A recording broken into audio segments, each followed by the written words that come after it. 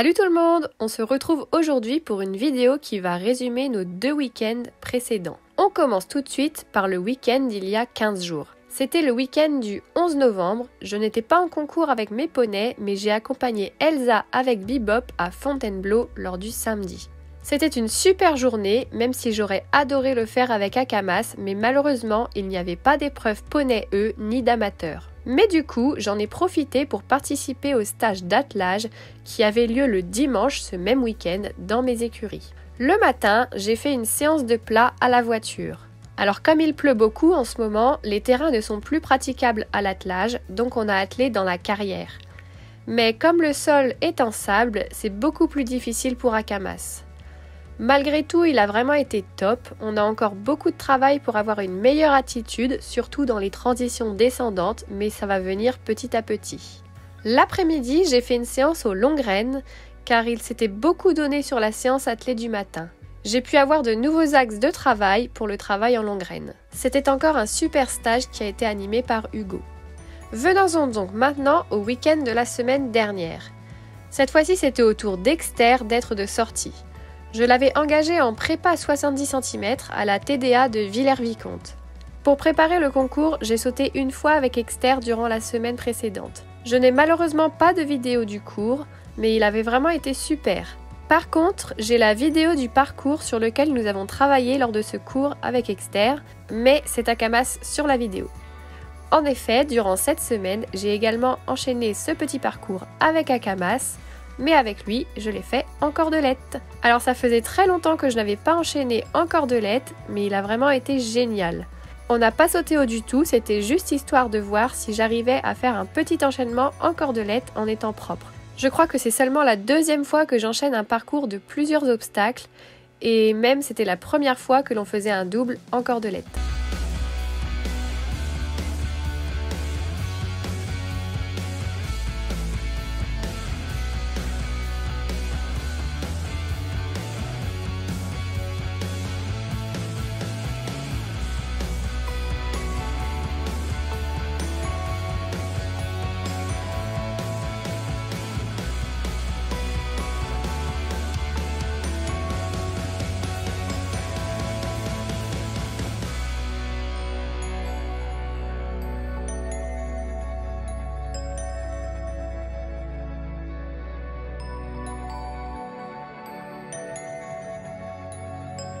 Bref, nous voilà donc maintenant au CSO de la TDA de Villers-Vicomte avec Exter.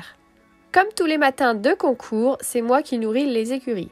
Ce jour-là, on a pris le départ vers 8 h car notre épreuve n'était qu'à 9 h 30 et le concours ne se trouve seulement qu'à 30 minutes de route. J'y suis donc allée avec Elsa et son gros Duc. Ceux qui me suivent sur Insta doivent maintenant bien savoir qui sont Duc et Bebop.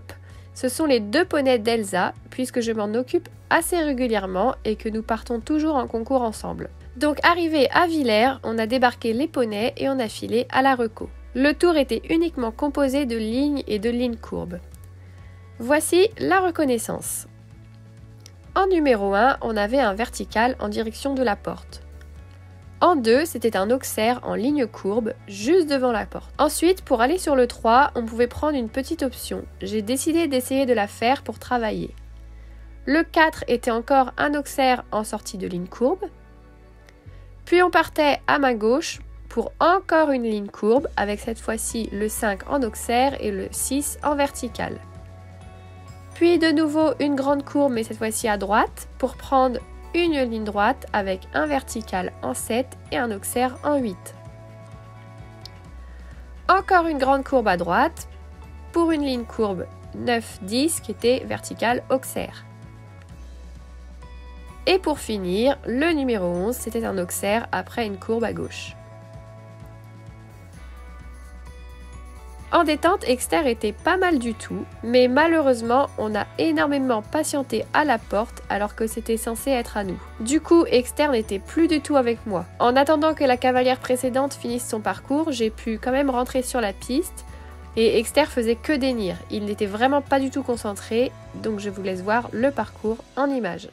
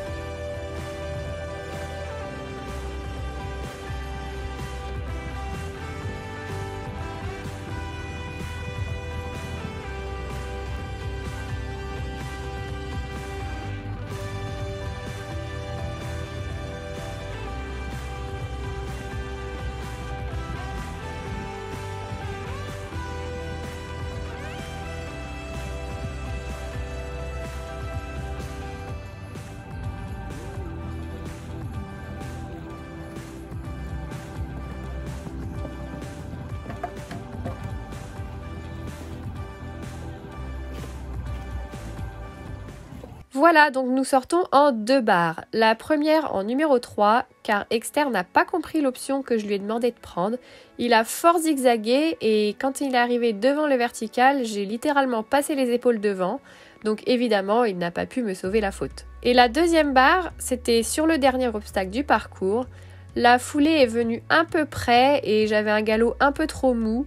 J'ai posé la main pour essayer de le laisser faire, mais il a quand même striké l'Auxerre. Donc je suis assez déçue de ce parcours car à la maison en ce moment ça se passe vraiment bien à l'obstacle.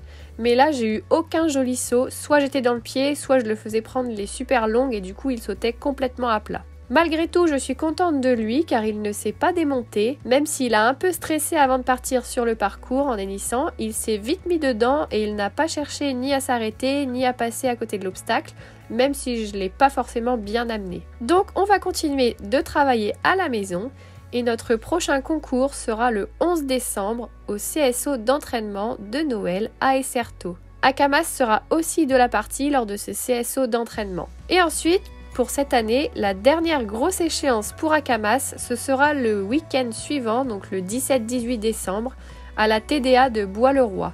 Nous sommes engagés en poney E1 1m10 les 2 jours. Donc voilà, c'en est tout pour cette vidéo, j'espère qu'elle vous aura plu. Comme d'habitude, n'hésitez pas à liker et commenter la vidéo et à vous abonner à la chaîne. Sur ce, je vous fais à tous de gros bisous et je vous dis à bientôt dans une prochaine vidéo.